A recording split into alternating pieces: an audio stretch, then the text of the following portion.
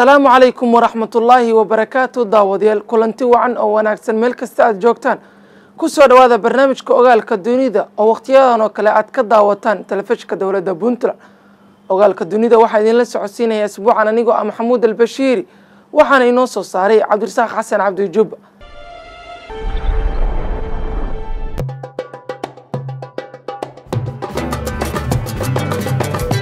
داوديال أوغال كدونيدا أسبوعاً وحن كسو قادنينا تاريخ دي هجامي هورئ دلك ماليزيا دكتور مهاتير بن محمد ورئيس الوزراء أفراد دلك ماليزيا صومرة وانا رئيس الوزراء يقول تاريخ دا ديرا دلكاس وحاونا هورسيدي هورمر اي كفانان دلك ماليزيا oo haatan kaga jira kaalinta afaraad dalalka ugu wanaagsan ama ugu dhaqaalaha badan qaaradda Aasiya. sidoo kale dalka Malaysia waxa lagu tiriyaa dalalka ugu horumarsan dunida. dadka Malaysia haatan waxay ku faanaan inuu soo maray ra'iisul wasaare Mahathir bin Mohamad oo kala ah waxayna in badan oo dunida muslimiinta ay maanta jeclaystaan inay helaan hogaamiye la mid ah hogaamiyahaas si ay ugu talaabsadaan horumarka uu gaaray dalkaas muslimka. warbixintan waxa inoo haya Cabdi Rasaaq Xasan Cabdi Juba.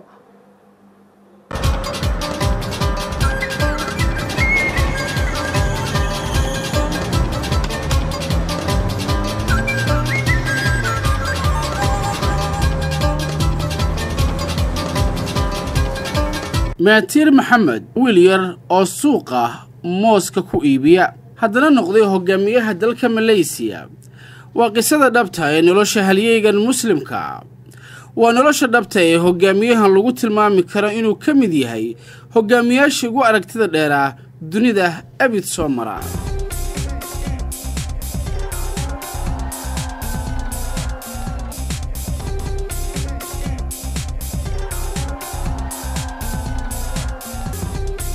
dalka Malaysia waa dal dhul ahaan aan aad u weynayn. masaaxada dalkaasi waxa lagu tilmaamaa 320,000 oo kiiloomitir oo laba jibaaran. tirada dadka Malaysiana waxay dhan yihiin 27 milyan. sanadkii 1981 ka hor waxay ahaayeen dadka Malaysia dad aad ugu hooseeya dhanka nolosha, waxbarashada, caafimaadka iyo dhammaan kaabayaasha dhaqaalaha. waxaana lagu tilmaami jiray dadka kaynta maadaama ay ku noolaayeen kaymaha kana shaqaysan jireen samaynta xabagta wakoolade, beerashada mooska iyo cananaaska. celcelis ahaan dhaqaalaha sanadlaha ah ee soo gala qofka Malaysiyaanka waxa uu ka hooseeyay $1,000 sanadkiiba. waxaa xilligaas soconayay colaad ku salaysan diimo oo u dhaxaysa ilaa iyo 18 diimood oo ka jiray dalkaas. sidoo kale waxa ka dhacay dalkaasi colaado iyo dagaallo isdaba jooga oo ku salaysnaa isirnacayb maadaama dalkaasi ay wada degan yihiin qoomiyadaha Aasiya sida China, Hindida iyo qoomiyadda la yiraahdo Malayo. xaaladaas mugdiga badan ee ay hagognay dalka Malaysia waxa ay isu noqday hal qof oo waliba ka soo jeeda qoys danyar ah. waa Dr. Mahathir bin Mohamad, ra'iisul wasaarihii hore ee dalka Malaysia. haddaba waa qof noocee ah ayuu ahaa Mahathir bin Mohamad.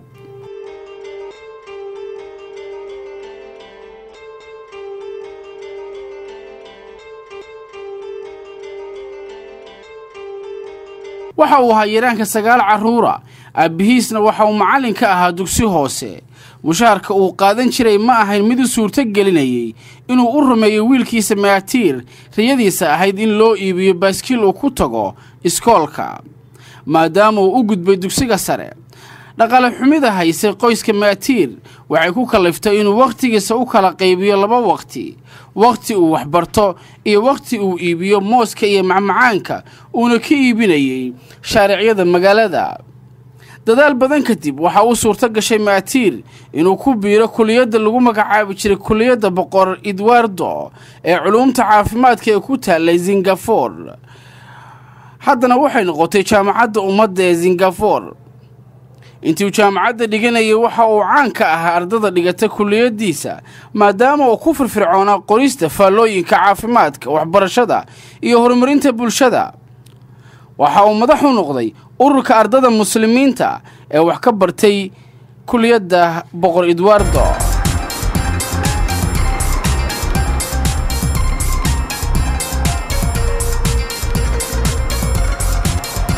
maatiir ayaa dalkiisa dib ugu soo laabtay kadib markii uu ka qalin jabiyey kulliyadda culuumta caafimaadka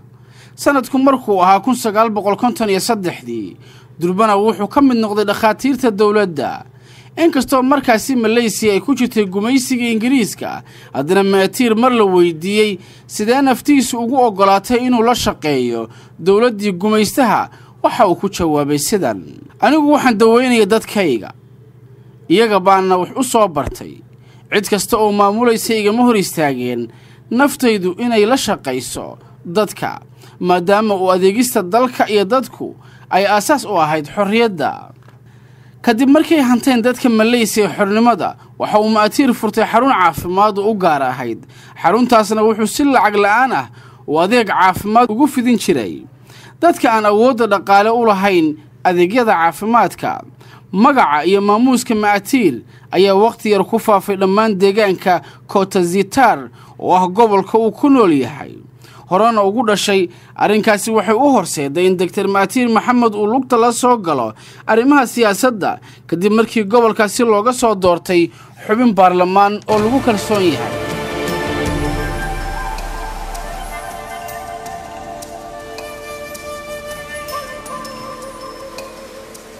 haddaba maadaama siyaasaddu ay tahay mid israrag badan oo aan kala saarin dadka wanaagsan iyo dadka kale waxa sanadii 1969 laga xayuubiyay xilkii xildhibaannimo Dr. Mahathir bin Mohamad kadib markii uu jeediyay baaq dhaleecayna oo ku aadana ra'iisul wasaarihii waqtigaasi talada hayay oo la oran jiray Tinko Abdurrahman oo Mahathir uu ku tilmaamay inuu ku fashilmay talada dalka maadaama uu danta guud ee dalka ka hormarinayay danta qoomiyadda China ee ku dhaqan dalka Malaysia baaqan oo muran badan dhaliyay ayaa sabab u noqday in Mahathir laga xayuubiyo xubinimada golaha baarlamaanka ee Malaysia sidoo kale isna wuxuu iska casilay xubinimadii xisbiga dib u noqoshadan siyaasadeed waxay fursad weyn u noqotay Dr. Mahathir oo waqti u helay inuu qoro buuggiisa weyn ee lagu magacaabo Malay Dilemma buuggaas oo ah buug qaali ah oo kaga hadlay dib u dhaca hareeyay dalkiisa iyo dadkiisa balse nasiib darro xukuumaddii ra'iisul wasaare Tinko Abdurrahman ayaa waqtiga hor istaagtay faafinta buuggan maadaama diktoorku uu si kullu cambaareeyay cagajiidnimada fakar la'aanta shacabka Malaysia gaar ahaan qoomiyadda Malaayaha oo uu ka soo jeedo sanadii 1974 waxa uu Mahathir ku guuleystay inuu mar labaad dib ugu soo noqdo golaha baarlamaanka ee Malaysia iyadoo lagu kalsoon yahay sidoo kalena waxa loo magacaabay wasiirka wasaaradda waxbarashada ee dalka Malaysia oo ah goobta ugu muhiimsan ee dad laga barbaariyo wadana lagu hogaamiyo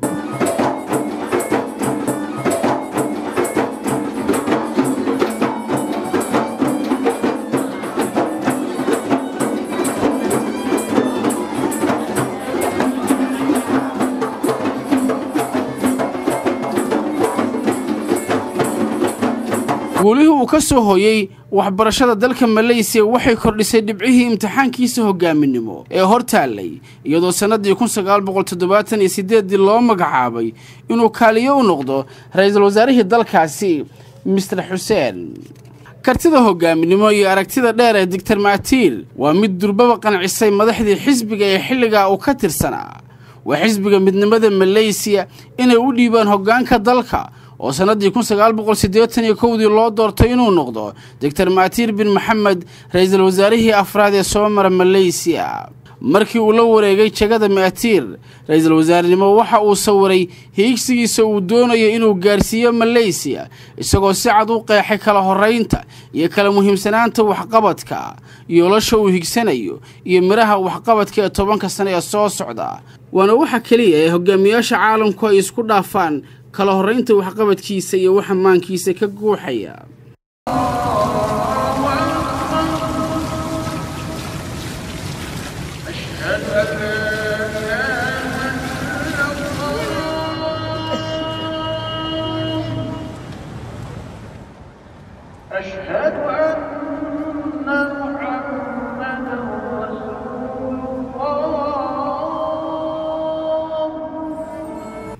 tallaabada labaad waxa uu ka dhigtay ra'iisul wasaare Mahathir bin Mohamad in la mideeyo dhammaan qaybaha shacab weynaha Malaysia ee ku kala duwan dhanka isirka dhaqanka iyo diinta waana midda u sahashay sharafta iyo sumcadda uu maanta u ku leeyahay dunida iyo halka maanta uu gaarsiiyay dalka Malaysia. dhanka kale waxbarashadu waxay ahayd ilayska kaliya oo uu arkay Dr. Mahathir bin Mohamad inay iftiin u noqonayso Malaysiada uu qorsheynayo inuu gacmihiisa ku hagaajiyo. waa Malaysia horumarsan oo safka hore kaga jirta dalalka dunida. Dictorku waxa uu amar ku baxshay in dugsiga hoose ka hor ardadu ay soo dhigato goobaha barbaarinta carruurta, goobahaas oo ay wasaaradda waxbarashadu gacanta ku hayso hadday ahaan lahayd manhajka iyo maamulkaba. tallaabadani waxa uga dan lahaa Mahathir bin Mohamad inay la wareegaan jihaynta ubadka iyo barbaarintiisa si loogu carbiyo Malaysiada cusub,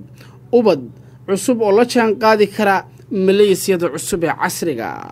Mahathir waxa uu qorsheeyay wasaaradda waxbarashada miisaaniyaddii abad ugu badnayd ee dawladdu u qorsheyso waxbarashada. miisaaniyadda soo gaaraysa 23.8 boqolkiiba oo ka dhigan 3.7 bilyan oo dollar. lacagtan waxaa badankeeda lagu dhisay goobo waxbarasho oo caalami ah sida jaamacadda islaamiga ee Malaysia ee hadda caanka ah oo ah jaamacadda ugu weyn dunida muslimka kana mid ah 500 ee jaamacadood ee dunida ugu wanaagsan. But that, in my view, you shouldn't do it at the point of removing the rights. ila ma aha in aan ku higsanay horumarka in la kala durugsado ama la kala xaglado dawladnimada. cidna xuquuqdeedii lama duudsiin. waxaa loo suurtageliyay dhammaan si siman in ay doonto horumarka dhinacooda uga qabsadaan. The private sector to work in the business sector. sidoo kale miisaaniyaddan waxa lagu casriyay manhajka waxbarashada ee dalka iyadoo lagu soo kordhiyay maadada tarbiyadda wadaniga ah ee ardayga la barayo wadankiisa iyo qaybuhu ka koobsan yahay iyo waliba wadan jacaylka waana midda ugu muhiimsan ee dad lagu jihayn karo. duruusta farsamada gacanta barashada kombiyuutarka oo iskoolka iyo fasallada lagu baranayay sidoo kale waxa si weyn loogu dhiirigeliyay waxbarashada haweenka iyo dadka saboolka ah oo muhiimad gaar ah u siiyay Mahathir Mohamad. kadib markii la kabay gaabkii dhanka waxbarashada ka jiray waxa dawladda Mahathir ay dhiirigelisay dhanka warshadaha iyo wax soo saarka dalka iyadoo dhidibada loo taagay ilaa 15,000 oo mashruuc oo warshadeed oo gundhig u ahayd adduun lacageed oo gaaraya 220 bilyan oo dollar. Mahathir, I think he's put a lot of effort. Dr. Mahathir waxa uu dadaal weyn u galay sidii loo hirgelin lahaa dhismaha wadooyinka iyo kaabayaasha dhaqaalaha. markii ay wada dhamaystirmeenna waxaa lagu qalqaaliyay maalgashiyaasha sidii u maalgashan lahaayeen. waxaan sameynay laamo ka tirsan dawladda oo ka shaqeeya sidii loola shaqeyn lahaa maalgashiyaasha oo ah kuwa wax weyn ka bedela muuqaalada iyo makaanada dal uu leeyahay. waxaan filayaa sababta ay dalal badan u hormari la yihiin waa sida aysan ahmiyadda u siin kaabayaasha dhaqaalaha. tallaabooyinkaasi iyo kuwo kale oo ay barbar socotay shaqo hufnaan iyo daacadnimo waxay keentay inay barbar socdaan shacabka Malaysia hogaamiyahooda aragtida dheer iyadoo iftiinka horumarkuna oo maalinba maalinta ka dambaysa uu ku sii baahayay dalka.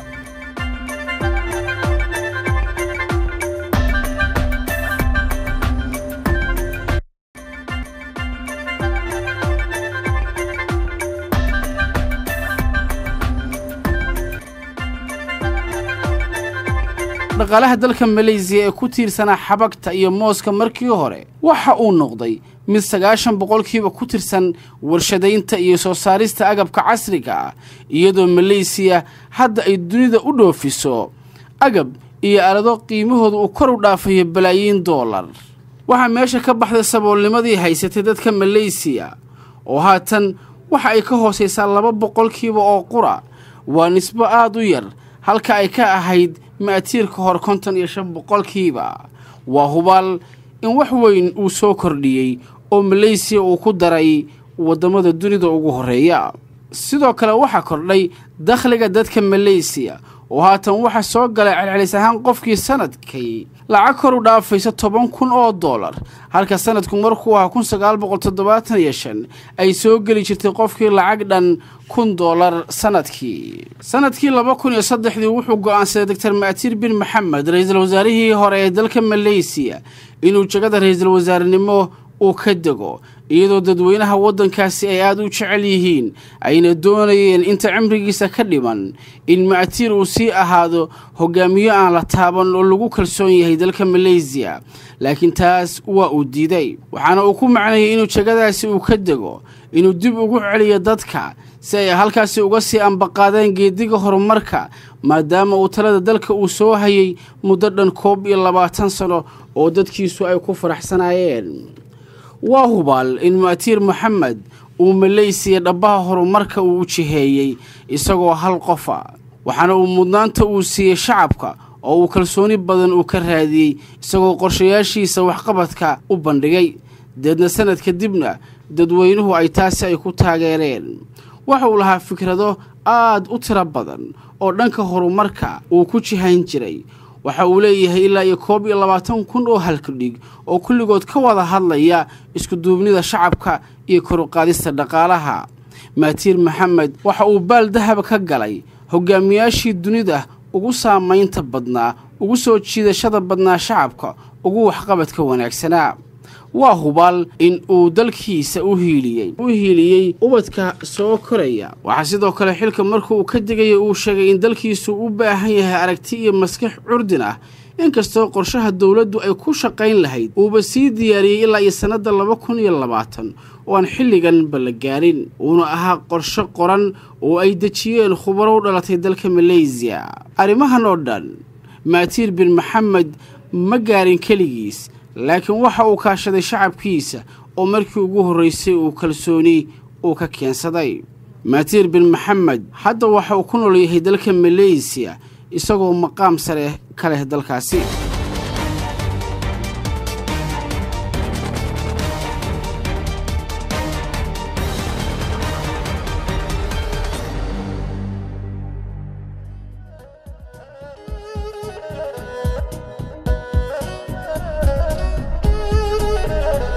waa taariikh inoo ka baahan inaan si gaara ula raacno isha kalena baxno casharada horumarka maadaama Dr. Mahathir bin Mohamad uu dalkiisa ugu horseeday horumar muddo gaarsiisan 20 sano halka dalkeena Soomaaliya aynu ku jirnay colaad iyo dagaalo sokeeye iyo dawladii oo ka maqnayd meesha muddo ka badan 20 sano ma ahan daawadayaal waqti yar ee waa waqti ummada ay ku gaaraan horumar kana mid noqdaan safafka ugu horeeya dawladaha adduunka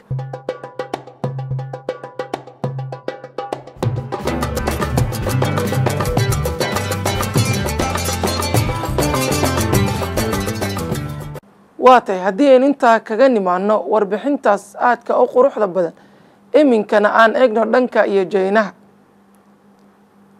Jack Ma waa ninka ugu qanisan dalka Jaynaha qaninimadiisa ma aha mid uu ka dhaxlay aabihiis ama mid ugu horseeday adeerkiis ee waa mid uu isaga shakhsi ahaan ku gaaray kartidiisa iyo aqoontiisa Jack Ma wuxuu asaasay website u gaara iibsiga iyo ganacsiga iyo in lagala socdo dhammaan qiimayaasha agabka iyo aaladaha ay soo saaraan dalka Jaynaha waana halka uu kaga tallaabsaday horumarka dhanka dhaqaalaha taariikhda Jack Ma waa mid aan jeclaysanay inaan la wadaagno daawadayaashayada We're talking about the muse and inspirations that we learn from our lives. Jack Ma oo ah ninka ugu qanisan wadanka China isla markaana kamid ah asaasayaashii website-ka loo yaqaano Alibaba ee baryahan dambe caanka ka noqday bogga internetka ayaa waxa uu ahaa nin iska caadi ah oo aan lahayn wax lagu xuso muddo yar ka hor geediga uu galay heerkan uu maanta uu joogo ayaan ahayn mid fudud sidaas awgeed waa inaynu casharo kala baxno nolosha ninkan heerkan noocan gaaray wuxuuna inuu kula talinayaa 10 qodob ee soo socda ka fikirka mustaqbalka waxa uu leeyahay Jack marka uu ka hadlayo website-kiisa sababta aanu maanta u najaxnay ma aha waxyaabaha fiican ee aanu sameynay balse waxaanu ka fikiray mustaqbalka muddo 15 sano kadib si aad wax uga bedeshid caalamka waa inaad maal gashataa dhalinyarta oo aad dhiirigelisaa meel kasta oo aad joogto sirtu waxay tahay inaanu isku daynay inaanu caawino dhalinyarta doonaya inay heer gaaraan waayo dhalinyartu waxay noqon doonaan waaweyn maalin maalmaha ka mid ah si aad u najaxdo waxa kaliya ee aad samaynaysaa waa inaad beertaa siid wanaagsan caqliga dhalinyarada dhexdiisa si ay u weynaadaan dabadeed caalamkana wax uga bedelaan maalku ma aha farxad balse waa mas'uuliyad waxa uu leeyahay Jack Ma asaasaha website-ka ganacsiga Alibaba markuu ka hadlayay waqtigii uu dhigan jiray luqadda Ingiriiska markuu jaamacadda ka qalin jabiyay markii aan ka qalin jabiyay jaamacadda waxaan qaadan jiray $20 mushahar ah bishiiba waxay ahayd arrin aad u fiican balse markaad haysato 1 milyan waxaad tahay qof nasiib badan haddii aad haysato 10 milyanna waxa ay kugu soo hogaaminaysaa dhibaatooyin fara badan iyo madax xanuun markaad haysato in ka badan $1 bilyan waxay macnaheedu tahay mas'uuliyad dheeraad ah oo garabkaaga fuushay waayo waxaad kasbanaysaa kalsoonida dad badan daqiiqad gudaheed ayaa waxa kaaga lumi kara lacag tiro badan daqiiqad gudaheedna waxaad ku faa'iidi kartaa intaad haysato in ka badan lacagtaadu ama maalkaagu wuxuu caalamka u horseedi karaa dhibaatooyin dhan kale wuxuu u horseedi karaa horumar taasi waa mas'uuliyad culus oo qofka lacagta aan haysani aanay saarayn filo waxaadan filan karin waxa uu jecel yahay Jack filimka la yiraahdo Forest Camp oo filim qaali ah isagoo ka soo dheehday waxyaabo badan oo noloshiisa ka anfacay waayo noloshu waa sidii sanduuq xiran oo aadan garanayn waxa ku jira iyo waxa kaaga soo bixi doona uma baahnid cid kuu beelisa si aad u gaadhid heerka aad rabtid Jack ayaa noloshiisa wuxuu ku bilaabay qol aad u yar oo ku yaalay magaalada Hangishto ee dalka China aniga imuu dhalin aabbe qani ah ama adeel xil sare haya waxaan kaliya isku dayay inaan anigu iskii heer gaaro dadku waxay nolosha u khasaaraan 4 sababood awgood waxay indhahaagu qabtaan waa fursadaha durugsan oo kaliya waa aragti gaabni fududaysiga fursadaha inaad wax digtooni ah siin fahanka fursadaha inaad awood u yeelan jawaab degdeg ah oo ku habboon markaad fursadda la kulantid waa inaad maal gashataa waxbarashada Jack Ma oo ah asaasaha website-ka Alibaba waxa uu ku weynaaday Hangishto oo ku taala China waxa weeye magaalo yar oo ku taala koonfur galbeed gobolka Shanxi si uu u barto Ingiriiska waxa uu waqtigiisa qayb kamid ah ku qaadan jiray mid kamid ah hoteelada ay ku soo degaan dadka dalxiisayaasha oo uu la sheekaysan jiray waxa kale oo u suurta gashay inuu iibsado radio si uu u dhageysto idaacadaha afka Ingiriiska ku baxa intaas kadib waxa uu ugu dambeyntii ku biiray macadka barista Ingiriiska oo 1988 isagoo macallin ka noqday qisadan yar ee kooban waxaynu kala soo baxaynaa inaanay ahayn inaynu ka baqno wax kasta oo cusub balse ay laga maarmaan tahay inaad maal gashato tacliinta isla markaana korashato wax kasta oo kordhinaya xirfadahaaga dhiirigeli kooxdaada markasta markii uu bilaabay Jack website-ka waxa uu la shaqayn jiray 17 asaase oo kale subax kasta waxa uu fikradihiisa u bandhigi jiray ardayda iskoolada waxana uu siin jiray qaar kamid ah sheerarka shirkadda haddii ay la shuraakoobaan isaga muu ahayn qof doonaya 90% inuu yeesho shirkaddan ha ka baqin mas'uuliyadda website-ku waxa uu ahaa bilowgiisii meel isku xidha suuqyada China iyo Mareykanka sanadii 2002 website-kan wuxuu ahaa mid soo saaray lacag badan balse Jack Ma wuxuu ogaaday sidii ugu sameyn lahaa lacagtaas lacag ka badan uga soo saari lahaa wuxuu go'aansaday inuu ka dhigo website-ka meel ay ku wada xiriiraan iskuna dhaafsadaan alaabaha macaamiishu si toos ah oo aanay cid u dhaxayn shirkado badan oo ka soo horjeestay ayaa jiray balse haddana faa'iido ku filan ayuu soo saari jiray isla waqtigaas ayaa dhigiisa Mareykanka eBay la yiraahdo wuxuu soo galay wadanka China isagoo Jack Ma uu ka dhigtay yoolkiisa sidoo ku dhaafi lahaa eBay waxaana uu garabkiisa ku qaatay mas-uuliyaddan aadka u cuslayd waxa uu bilaabay dagaal adag oo ugu dambayntii ku guulaystay sidaa awgood ha ka cabsoon mas-uuliyadda iyo isbeddelada nolosha marnaba nooc kasta waxaad tahay sabool balse waxaad leedahay han dheer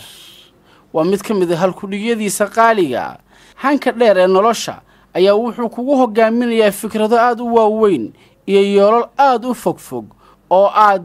ku hiigsan kartid mustaqbalka sidii aad u xaqiijin lahayd waxaa jira waxyaabo badan oo caalamkan aad saamayn karin iyo qaar aad dhaafi kartidba balse hanka dheer ayaa mar kasta ah mid dhaliya awood iyo energy aad ku socotid marka uu shidaalku kaa dhammaado kuuna suurto gelinaya inaad mustaqbalka wax beddeshid Jack Ma wuxuu hadda ka mid yahay dadka ugu qanisan China inta badan wuxuu la talayaa dadka dhigiisa iyo kuwa kale caalamka oo ah mar walba inaysan mustaqbalka aysan ka daalin si ay heer u gaaraan Which magazine said I'm the richest guy of China. This is a great pain. daawadayaal barnaamijka ogaalka dunida aalaaba waxaan ku soo qaadanaa warbixino si qoto dheer loo soo xolay kuwaas aan uga gol leenahay inay bulshadeena Soomaaliyeed ka faa'iideystaan gaar ahaan dhanka horumarka waxbarashada caafimaadka iyo teknolojiyada barnaamijka ogaalka dunida asbuucan waxaan ku soo qaadanay taariikhda hogaamiyihii hore ee dalka Malaysia Mahathir bin Mohamad sidoo kale daawadayaal waxaan ku soo qaadanay nasiixooyin ama talooyin siinayo mid ka mid ah ganacsatada ugu qanisan dalka China intaas waxa ku dhan barnaamijka ogaalka dunida oo idin la socodsiinaya anigoo Maxamuud al-Bashiri waxa inoo soo saaray Cabdirasaaq Xasan Cabdi Jub dhanka farsamadu waa injineer Maxamed Cabdiqani Booska inta aan ku kulmayno barnaamijkan barnaamij la mid ah waa bahda ogaalka dunida in kaga tagaysa sidaas iyo nabadgelyo